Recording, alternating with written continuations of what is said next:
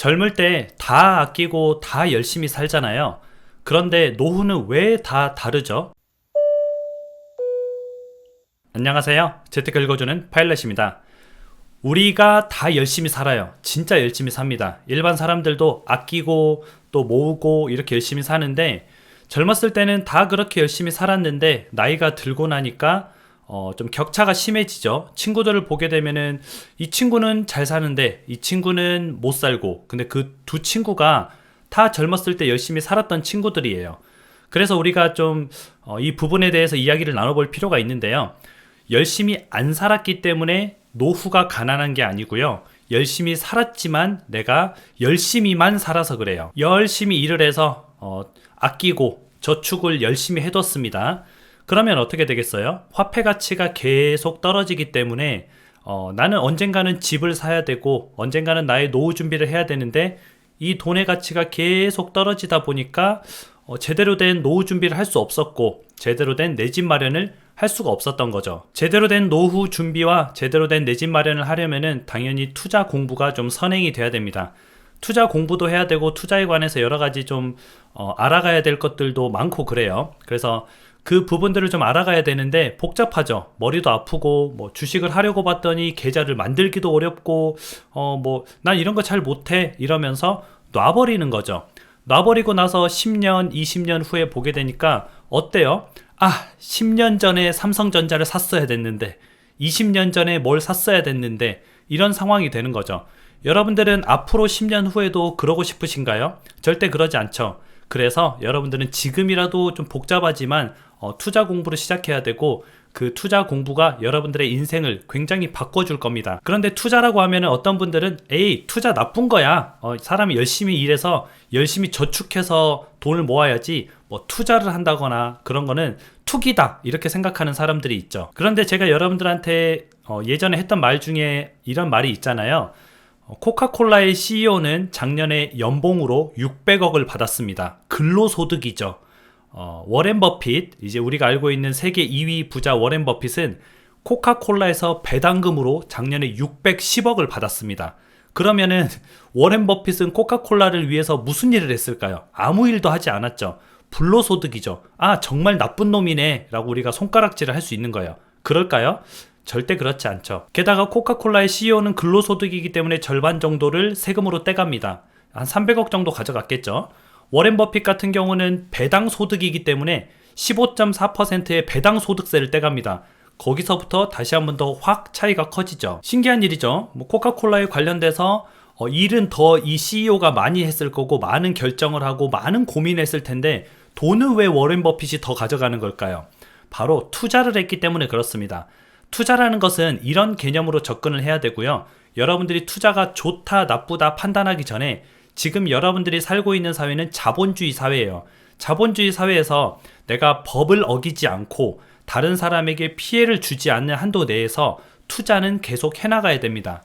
여러분들이 특히 나이가 있을수록 더 노후를 위해서 투자를 해야 돼요. 나이가 50, 60 이렇게 되신 분들은 이제 앞으로 경제활동이 몇 년 안 남았잖아요. 그러면 그런 분들은 투자를 이어나가야 됩니다. 내가 좋은 회사에 투자를 하고 그 회사가 열심히 성장해서 돈을 나에게 벌어다 줘야 되는 거죠. 왜냐하면 난 더 이상 일을 할 수 있는 몸이 아니니까 다른 사람이 돈을 벌어다 줘야 되는 겁니다. 주식 같은 경우는 이렇고요. 부동산 같은 경우도 내가 더 이상 뭔가를 할 수가 없잖아요. 내가 가진 돈을 들고서 조금씩 뺏쓴다.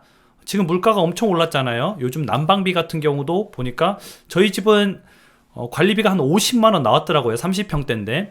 그러면은 최근에 이제 폭발적인 이 난방비 인상, 물가 인플레이션이죠. 이런 상황에서 여러분들이 가지고 있는 돈을 꺼내 쓴다. 그 돈이 이제 처음에는 100만 원을 꺼내 쓰면 맞지만 그 다음부터는 10년 후에는 200만 원을 꺼내 써도 좀 부족한 거죠. 그래서 여러분들이 돈의 가치가 떨어지지 않는 무언가로 바꿔서 가지고 있어야 된다는 거예요. 근데 아무거나 바꿔서 가지고 있으면 안 되고, 옛날에는 진짜 속된 말로 아무거나 사서 가지고 있어도 됐었어요.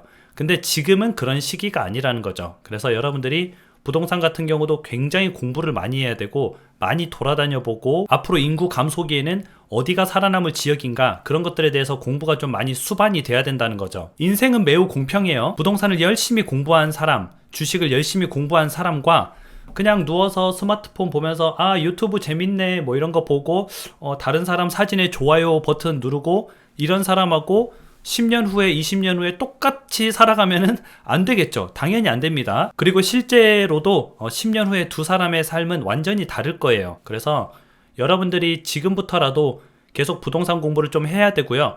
부동산 공부를 하라는 말이 뭐 비싼 유료 강의를 들어라 아니면 뭐 학원을 등록해서 배워라 이런 말이 아니에요. 여러분들이 관심 있어 하는 것에서부터 시작을 하면 됩니다. 뭐 예를 들면은 요즘 뭐 수소 아파트 같은 게 나오잖아요. 수소차가 아니라 수소 아파트가 나와요.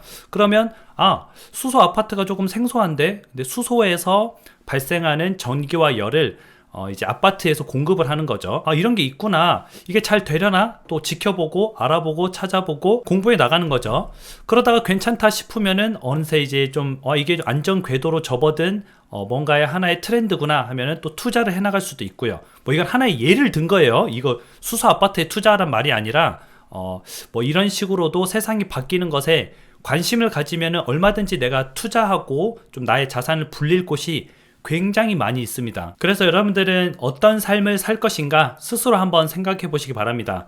스스로 그냥 나는 하루하루 재밌는 삶을 살 것이다. 나는 뭐 그냥 필요 없다. 돈 필요 없다. 나는 산속에 가서 혼자 사는 게 좋다. 하시는 분들한테는 필요 없지만 저는 노후 준비도 좀 필요하고요. 뭐 자녀 결혼시키려면은 돈도 좀 어느 정도 있어야 되고요. 저는 한번 좀 투자 공부를 해보렵니다. 하시는 분은 지금부터 하셔도 전혀 늦지 않아요. 오히려 좋아요. 이제 뭐 부동산이나 주식 가격이 많이 떨어졌죠. 이런 시기가 여러분들한테 다시 올까? 제 생각에는 이렇게 한 번씩 하락하는 시기가 한 10년, 15년마다 한 번씩 오거든요.